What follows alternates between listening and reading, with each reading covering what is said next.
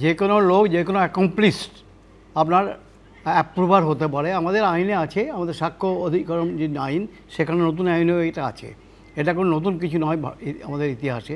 কিন্তু কথা হচ্ছে এই যে কল্যাণময় ভট্টোপাধ্যায় এতদিন পর যে হঠাৎ কেন রাজসাক্ষী হতে প্রভোগ করলো তাকে, এই জিনিসটা বিরাট কোশ্চেনের মুখে।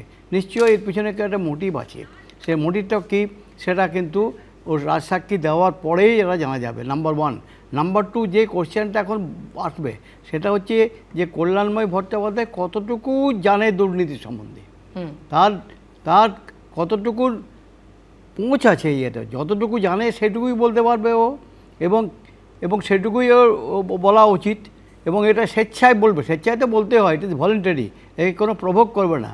কারণ অ্যাপ্রুভার হওয়ার সময় কন্ডিশনে হচ্ছে যে আমি নিজের স্বেচ্ছায় এগুলো বলছি, যতটুকু জানি সেগুলো বলছি, সেগুলো ভেরিফাই করবে, সেগুলো আবার ভেরিফিকেশনের মধ্যে আসবে। কথাটা হচ্ছে যে কল্যাণময় ভট্টাচার্যের যে এখানে যে রোলটা হচ্ছে সেটা খুব পিভটের রোল। যেটাকে জানা যাচ্ছে যে আপনার পার্থ ভট্টাচার্যের কিছু টাকা যেসব আপনার এজেন্সি খুলে, যেসব কোম্পানি খুলে করেছিল, তার মধ্যে কল্যাণময় ভট্টাচার্য ইনভলভ ছিল। অপরাধ যে তৃণমূলের উপর থেকে নিচ পর্যন্ত সবাই যুক্ত, পার্থ চ্যাটার্জি তাদের মধ্যে একজন, কে জানে না? জামাই জানতো, মেয়ে জানতো, সবাই জানতো। এবং এই সমস্ত খবর মুখ্যমন্ত্রীর কাছে তৃণমূলের লোকেরাও দিয়েছে, যারা ভাগ কম পেয়েছে তারা দিয়েছে। স্কুলে নিয়োগ দুর্নীতি মামলায় শ্বশুরমশাই গ্রেফতার হওয়ার পর নাম জড়িয়েছিল তাঁরও, নাম রয়েছে কেন্দ্রীয় এজেন্সির চার্জশিটে।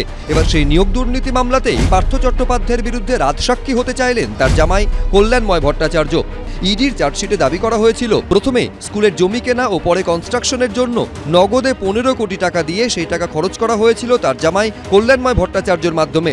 কল্যাণময় ভট্টাচার্য রাজসাক্ষী হলে কি পার্থ চট্টোপাধ্যায় আরও বিপাকে পড়বেন? তার বিরুদ্ধে গোপন তথ্য সামনে আনবেন জামাই? এই ক্ষেত্রে কল্যাণময় ভট্টাচার্য বলতে পারেন একজন উপযুক্ত চয়েস। তার কারণ হচ্ছে যিনি শিক্ষামন্ত্রীর জামাই, যিনি অনেক তথ্য জানেন।